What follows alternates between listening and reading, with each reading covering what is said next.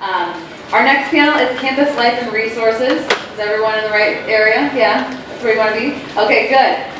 We're going to have our panelists here introduce themselves, and they'll kind of tell you what their role is at CO, and then after that, they will open up for questions, and we'll just keep on rolling. So, I'll give it to Carlos.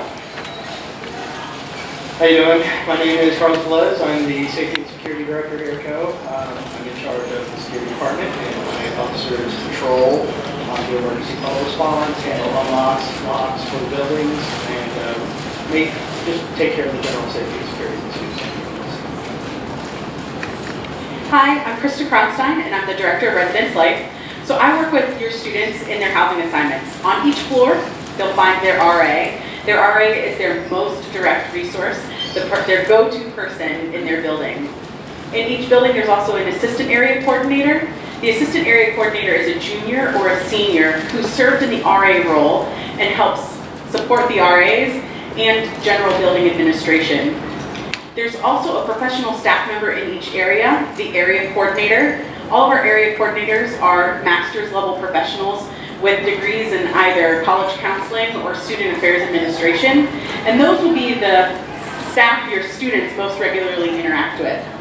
For me, I'm supporting everything that's happening in the halls, supervising those area coordinators, and just making sure the general operation of our housing and residence life is great. My office is located in the Student Development Suite in Upper Gage. Hi, I'm Kim Pearson. I'm housed in the Learning Commons, which is in the library. My office is in the lower level, behind what's referred to as the AAP desk. It's a brick-shaped desk. You cannot possibly miss it.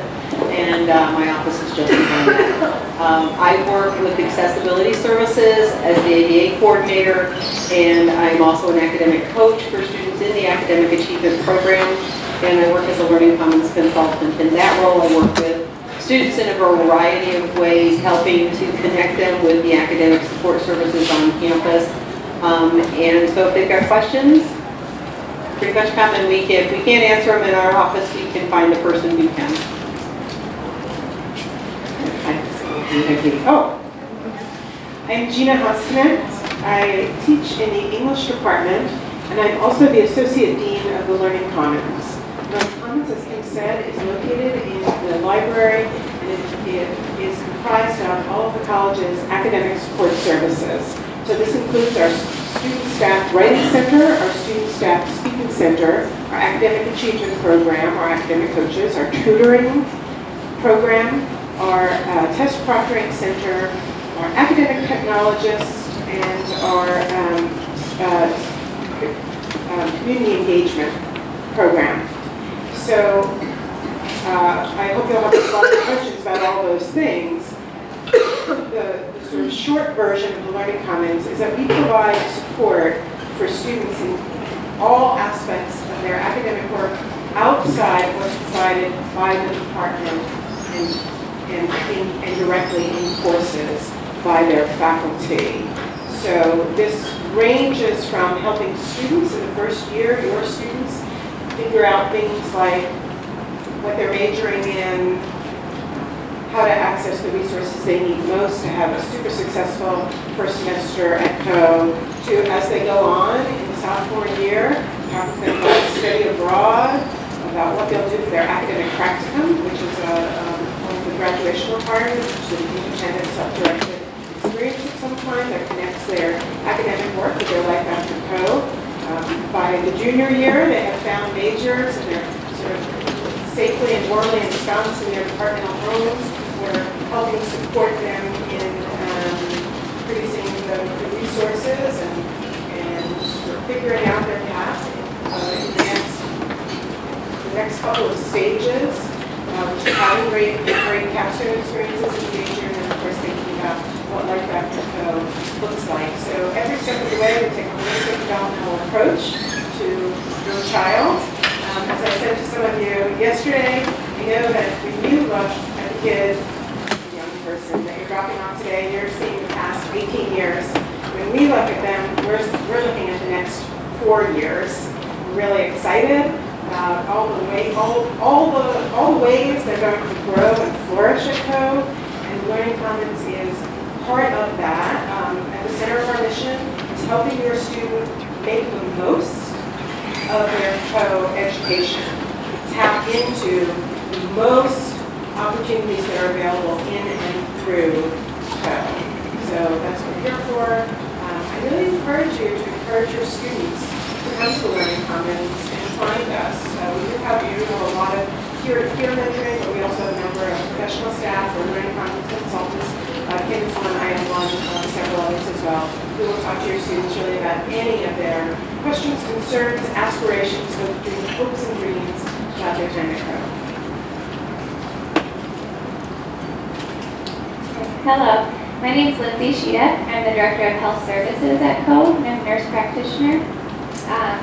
So, should your student have any medical or health concerns, they should head to the Health Services Clinic. We are located underneath the pub.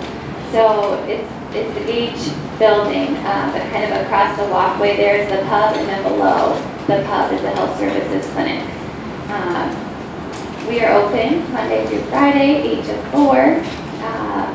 And Teresa is the receptionist and the medical assistant that works in the Health Services Clinic. So if your student should come over, Teresa will probably be the first person that they encounter when they walk into the door.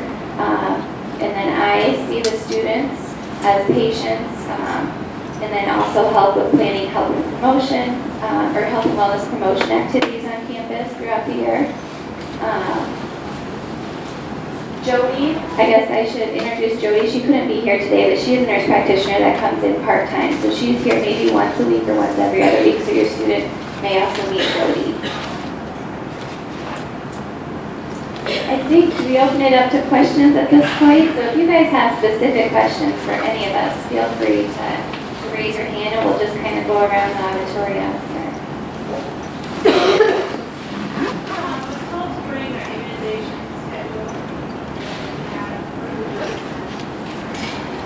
You can bring those to Health Services.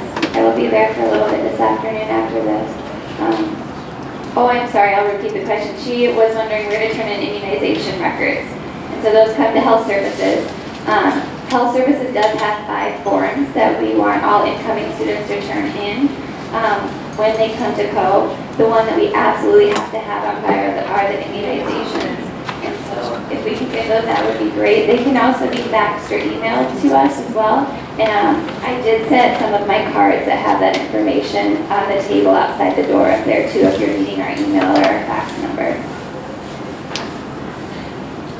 It's a safety question. We're new to Cedar Rapids, and can you talk a little bit about nighttime safety? We was a daughter, first girl going to college, so what's the safety situation on campus, off campus, going from on campus to off campus? Well, on campus, there is a 24-hour escort service provided by security. Anytime on campus grounds, they're on an escort facility for traveling alone. We take calls up, we do that. We really just try to get the culture of going in groups together, and that's just general safety. It's not specific or anything that we're worried about. It's just that it's better when we travel in groups, better when people stay in different areas. As far as traveling around town, this one, sorry. As far as traveling around town, it's the same thing of any city area. Make sure you stay well populated. It's again traveling groups. Takes long as well. But is there anything specific in as far as the concerned of? Have there been incidents, or is there special concern at all? The kids tend to honor that traveling in groups. Right. Or do you talk to them about it? The escort service does get used quite a bit. I honestly wish it was used more, but it does get used quite a bit. And there's not really any other problems that come up other than normal college campus students that happen. We work well with Cedar Rapids Police Department that travel the area. We have them come in for monthly meetings and discuss things with them and what areas are having problems, what things to look out for. But really, we just focus on general safety, making sure you lock your cars, making sure you don't have, walking around with purses or things of obvious value out. And that's really just a thing for any. In the halls, the RAs do rounds nightly, and so they're typically on call from 7 p.m. until 7 a.m.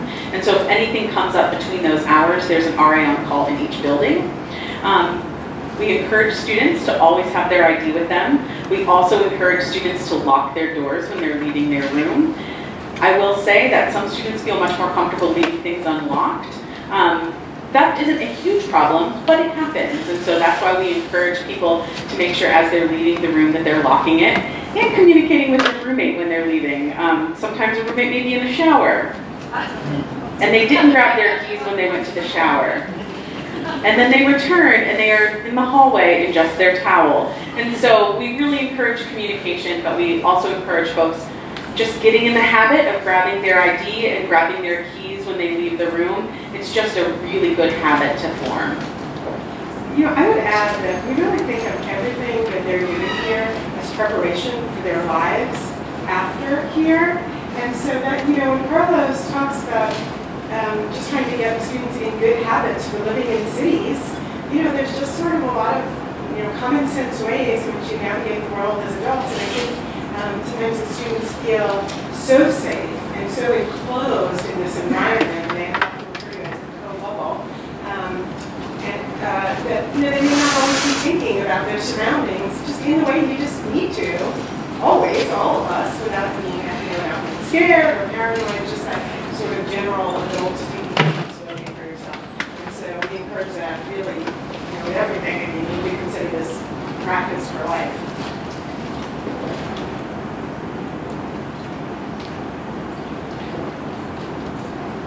Did I miss how they know how to call the escort service? They are giving that information when they're in the first couple of weeks, but it's also posted in all the residence halls. It's constantly talked about. We will go and do, I'm going to do some town hall type meetings in residence halls, and we will discuss them in there also about escorts and allow them to ask questions and anything else that they may be concerned about. The phone number is 319-399-8888, which is also given to them. And it's very easy. Any of the blue light phones around campus automatically go to our cell phones as well. And so we can quickly respond to any areas that might be of concern, someone's concerned or, you know, an emergency situation. Yes. Our daughter is on the medication. Is there a place on campus to get prescriptions filled? There's not a pharmacy on campus, no, to get those filled, but we do have, our closest pharmacy would be Hy-Vee, which is just maybe a block or two down on First Avenue.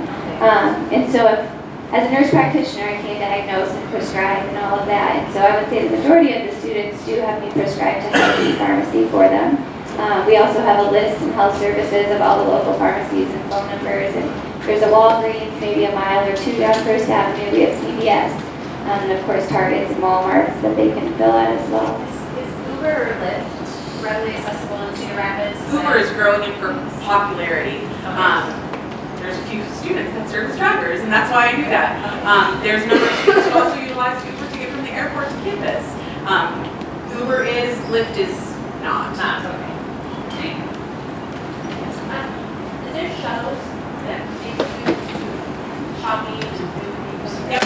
Sunday nights there's shuttles available at the bus stop, and it takes students to the Blair's Ferry side of town. And so there's a Walmart and a Target and some other things in the middle of those two things. But the information for that will come out again during first floor meetings and some of those first meetings they're having with the student staff members in the halls.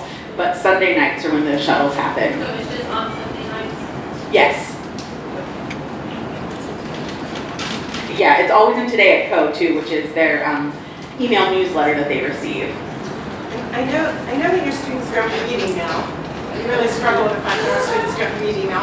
So you might urge them to read email, because actually their faculty are going to be getting in touch with them all the time through email. And Today at Co is just this really nice, handy little daily email newsletter which has information about everything, including the shuttles. So you might just, I don't know, give them a little nudge. It's considered the official mode of communication from residents, like email, and so it is really something that we encourage folks to check regularly. All security bulletins and parking instructions for events also come out in the mail as well. Learning times, students typically plan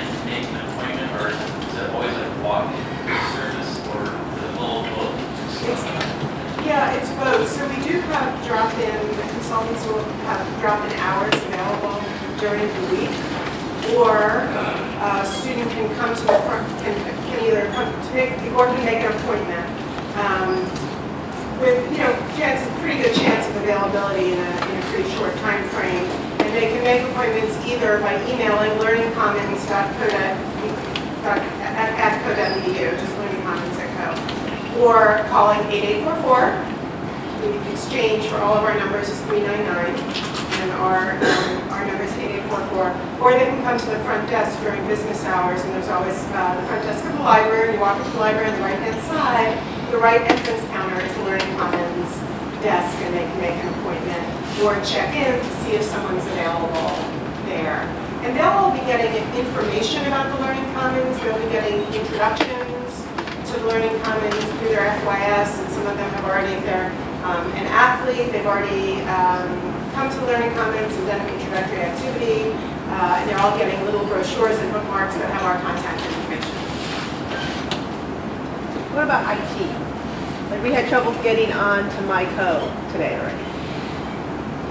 IT is housed in the lower level of Voorhees Hall. When you walk into Voorhees Hall, you make the right there. They have both student assistants and professional staff that can help. The quickest way to get things solved with IT issues is submitting a school dude work order at my.co.edu. That's also where they're able to submit physical plant work orders. So if in their residence hall there's something that's broken and needs to get fixed, or they're in the restroom and they notice the toilet isn't flushing, that same school dude system that's available to them on my.co.edu is also where physical plant work orders are. So they can submit both IT work orders and physical plant work orders on my.co.edu. There's little icons that tell them where they need to click if it's a physical plant issue or an IT issue. Yeah, we couldn't even get on myco.edu. It wouldn't load for some reason. We had that, we took it to place you described, and then we got some. In lower level Voorhees.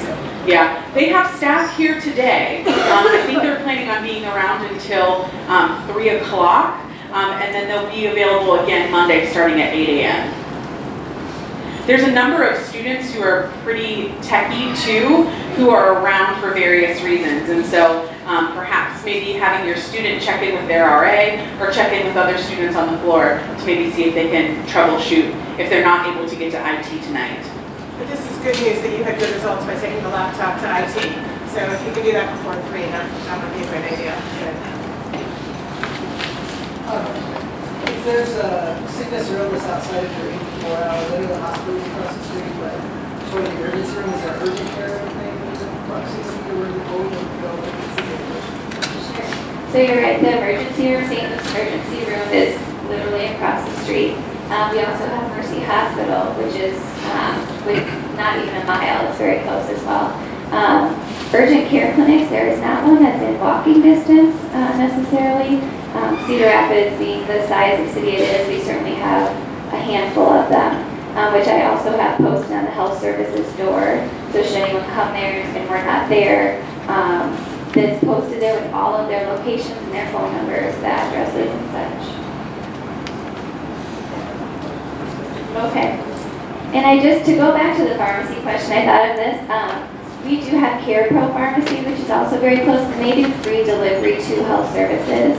And a lot of times Hy-Vee will work with us to do that too. So if there's a student needing a prescription and just for whatever reason, maybe they sprained their ankle or broke their leg, so they're not able to even walk the block or two to the pharmacy. CarePro Pharmacy and Hy-Vee Pharmacy will deliver prescriptions to health services for free. And then they can just come right to our clinic to pick them up. To build on the question about after hours when the clinic is closed, they're also welcome to find their RA, and the RA can work in consultation with the professional staff member on call.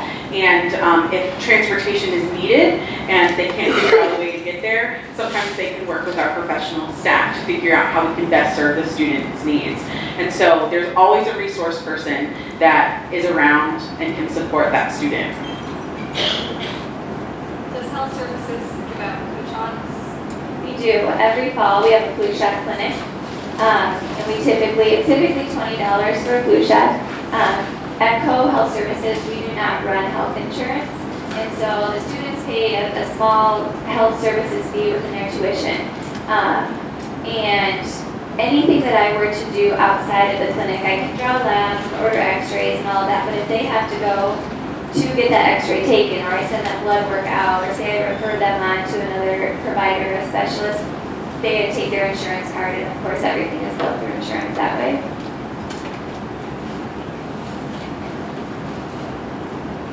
Kind of on the same note of that with the insurance cards, do you know if they need to change their physical address with their insurance companies for coming here and using it and everything? So we do recommend that you contact your insurance company prior to coming to campus or soon after, just so they're aware. A lot of insurance companies have away from home policies that they can kind of help with, especially if you're from out of state. So I would recommend calling that 800 number on the back, the customer service number, and just having that conversation about coverage and if anything on your part needs to be done. Okay, thank you.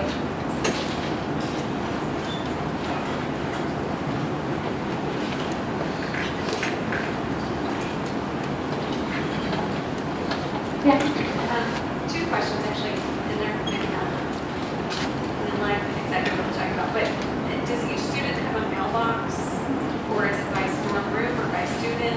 Each student receives a mailbox in the lower level of the Gage Memorial Union. Today, when they checked in for orientation, they should have received in their packet what their mailbox number is, as well as their combination to get into their mailbox. If they didn't, they could follow up with their CAP leader to get that information. And then my other question was about transportation. Do you guys offer shuttles to the airports over the holidays? There is information that comes out, it's not through Residence Life, so I don't know exactly who does that, but there is information that comes out. I believe it's through Campus Life. For some reason, our Campus Life representative wasn't able to join us today, but there is a schedule that's released and students can sign up typically at the information desk in Gage Union, and it's typically the day before and the day of a break that they are able to provide services. Do you know if it's only to the Cedar Rapids Airport or is it also to Joint? It's just the Cedar Rapids Airport, yeah. And there's also typically shuttles to the Megabus bus station in Iowa City. Is there any kind of formalized system for students communicating about ride sharing? Or heading to Chicago or heading? The question is if there's a formalized system for students communicating about ride sharing. And I think the answer is that there's not a formalized system, that there's an informal network of, students kind of connecting each other. But That's a great idea. I love it. Yeah, I should. I'd love to have something other than email. Well, and this semester, and actually this academic year and next academic year, we're very lucky to have a new graduate assistant who's going to be working in Campus Life, who's a graduate student at the University of Iowa in their higher education program. And I may give him a suggestion. That could be something, a project for him to work on. Yes. For transportation, do you guys have access to the city bus system and their schedules and everything? We don't really have access to their schedules, although that is accessible for Cedar Rapids online. The bus stop is right there in the middle of campus on College Drive, and they're able to at least access it there. Does the city bus take you from campus to Megabus for going? It's not a city bus, no. The city bus system is run through the city of Cedar Rapids, and the mega bus stop is actually in Iowa City. There's no network of transportation in between Cedar Rapids and Iowa City. Are there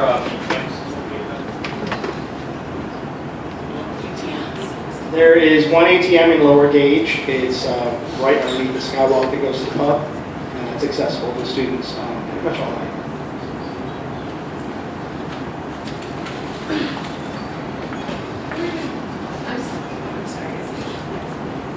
If you're going to send a letter, what is the correct way to address it?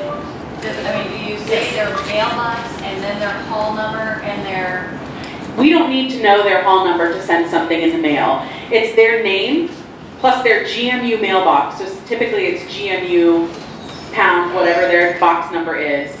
Then, It was in my folder. yep, it was in their red orientation folder. GMU is Gage Memorial Union, just in case you're on acronym overload. And so nothing gets delivered to their residence hall buildings. Everything is delivered to their mailbox in the union. If it doesn't fit in their tiny little glass box, they hold it in the back and they give them their ticket that's in their mailbox to get their package that's in the back. Does that include the UPS and FedEx? Yes, everything gets delivered to that address, yes. Including UPS, FedEx, all of the delivery systems. We'll look here and then here. Are there banks around where students should open up a checking account? There's a number of local banks.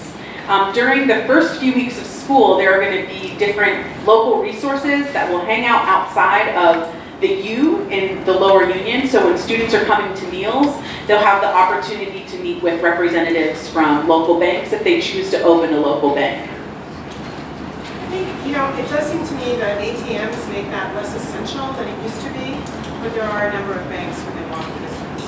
But there's fees, right, for ATMs? Yeah. ATMs, yes. We switched, there's some Chase, and I had it's not here, there is a Chase, but we switched to US Bank. I think the one right here in Canada. The ATM is the US Bank. Yeah, the ATM. And I think the US Bank downtown, which There is, is a yeah. 10-minute walk, so, yeah. Could you just spend a minute and say, how does it work with students selecting other dorm rooms over time and how that works? So for the incoming first year students, they all filled out their roommate preference form. And we worked with admission based on the date that they deposited and tried to meet their top preferences to getting into the building that they preferred with a resident that complemented each other. Not exactly the same. We found that students who have exactly the same interests don't often end up being the best roommates. And so we work very hard to find complementing roommates. After their first year, they then can select their roommate and their hall. So they get a randomly assigned lottery number that they then will utilize for housing selection. That lottery number that they receive is based on total credits earned at CO, and time left remaining at CO. So senior students who have the least amount of time left at CO will have access to the best inventory of housing. So students that are going to be here for a while, which typically are our first year students, typically end up in a residence hall in their second year. Once they get to their junior and senior years, that's when many of them will start moving into our considered more desirable housing, our apartments and our houses that are available in our inventory.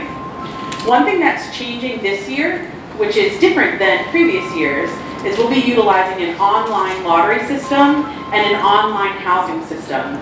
It's called Residence by Simplicity. It is one of the top premier housing softwares available to colleges, and it's going to be debuting this spring. So your students, as first year students, will be able to utilize that in the spring as they're choosing their housing for next year. Oftentimes they ask their RAs, do I have to live with my current roommate? No, you do not. You can choose to live with whoever you want for every year after this year.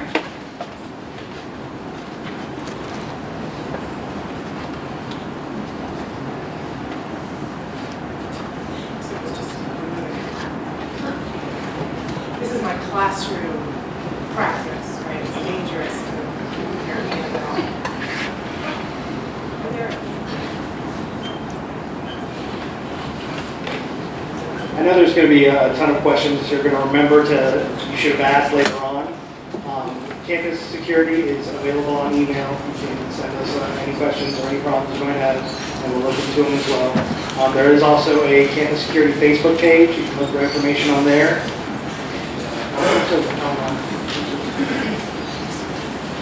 Okay, so we just have a couple of wrap-up comments. So Lindsay and then one more comment. I just wanted to encourage all of you to encourage your students to remember that health services is here on campus, and I feel like that's really a huge benefit to them as co-students. A lot of smaller colleges in the state don't have a provider on site like that. A lot of them are staffed with nurses, so they aren't able to get prescriptions and that sort of thing. So I really would encourage students to come to us if there's something that they're needing, and certainly if it's beyond what we can do, I'm able to send referrals and we can get them, the help that they need. But just to know that our health services clinic is able to function as like a primary care clinic or their main doctor's office back home for the most part. I'll just say the last few things that you guys have. We have 1 minute. Yes, okay, you guys go first, and then I'll wrap everything up. I just wanted to encourage those of you who have students who have come that might need to take advantage of accessibility services. They might need accommodations in their classrooms, academic accommodations, or additional supports, that if you need to talk to me, today's the day to do it. After today, we'll need to have our conversations via your student. In order for me to work with you independently, you would need to encourage them to fill out the FERPA consent so that we can have conversations. I'm really anxious to meet you, talk to you, answer any questions you have, work with your students. And so I'd encourage you to find me after this, or I will also be at the parent reception after convocation. I want to make one more comment about the Learning Commons and what we provide for your students, because it might be helpful in conversation with your students. You might detect that it could be useful for them to access any of our services. And I want to stress that we are interested in every student, where she or he is now, in taking them one step and then another step further along towards their goals, which also includes helping them develop those goals. So, for instance, our writing center is a great place for students to go at any stage of the writing process for any kind of writing assignment. It's not remedial. It's not for students who need help writing. It's for anyone who's a writer, and that's all of your students now. Anyone who has any writing project can benefit from having a conversation. And again, our writing center consultants are all students. They're very well trained. We have one of the premier student staff writing centers in the country, and they're very gifted at knowing what the conversation needs to be for any different situation, writing task. And likewise, the Speaking Center, there's a really broad array of things that they can help students do. Any assignment that has anything to do with presentation or that has an oral component of any kind. And likewise, with Learning Commons consultants, we are able to help students who are struggling, who are having, say, time management problems, which is probably the #1 obstacle that we see students encountering all the way through, but especially in these coming weeks. Students who need a little sharpening up of their study skills, but even students who are super strong and have fabulous study skills. Maybe that's the student who we're going to talk to about getting out in the community and doing informational interviews at a nonprofit or a business they might be interested in volunteering at or interning with down the road. Or we have a new student alumni mentoring program, and maybe we would want to recommend your student for that program. So there's just a wide variety of supports that we offer that's really for every student at every stage. So we're really looking forward to working with yours.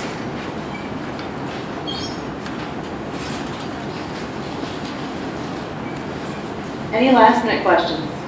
Oh, there are people. Yeah. Where would my son go to get information on the parking available for his vehicle?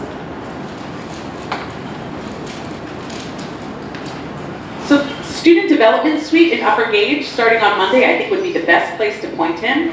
I will let you know that as long as they're not parked in a fire lane or a spot that's marked reserved, do not park here, for now they'll be okay. But once classes start on Wednesday, it won't be okay. And so the sooner that he can figure it out, the better. By coming up to student development, Linda will be able to help him in that.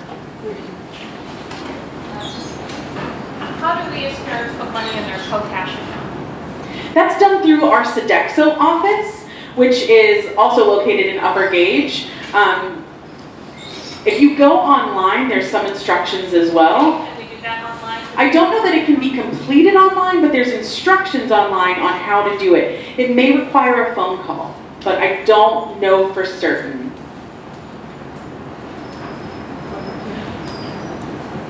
Can you tell us how and how often the dorms and the halls and bathrooms are Daily, except on the weekends. So Monday through Friday, they clean the bathrooms and all hallways. We don't clean rooms, unfortunately, so the students are responsible for cleaning their own rooms, but the public spaces, including lounges, hallways, and restrooms, are cleaned daily. On the weekends, they will have student staff, so not the professional custodial staff, but student staff who will empty trash, but they don't do much beyond emptying trash. And so that's sometimes where things get a little tricky, especially in restrooms. And so the RAs try to talk about it during their first floor meetings on how they're going to handle messy restrooms.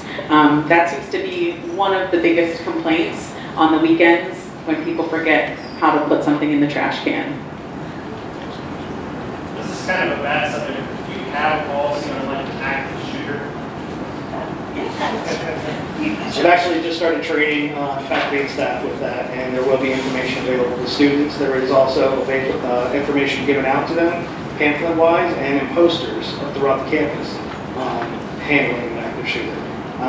This is also a topic that we're going to talk about in the residence hall meetings when we meet in the evenings. And it's a little bit a topic that some people don't like to discuss, so it's hard to get some questions about that, but it's something that I'm actively pursuing this year to make sure it's talked about.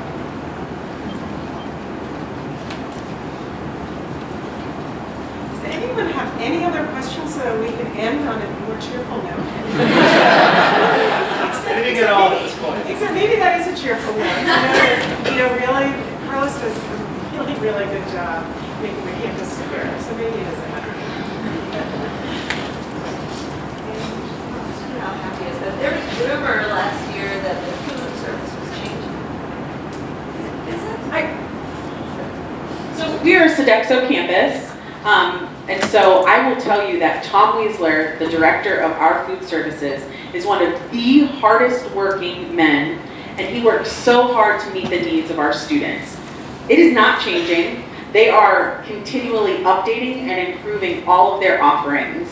In the last 3 years, we have seen an increase in students who have special dietary needs, and he's changed the menu to meet those needs. And so we have daily vegetarian and vegan options, both hot and cold, as well as gluten-free options and dairy-free options. If a student has a specific dietary need that they're not sure can be met in the food services provided through Sodexo, he will work one-on-one with that student to get them what they need. And sometimes that means a takeaway box specifically for that student, so that student still has something to eat at that meal.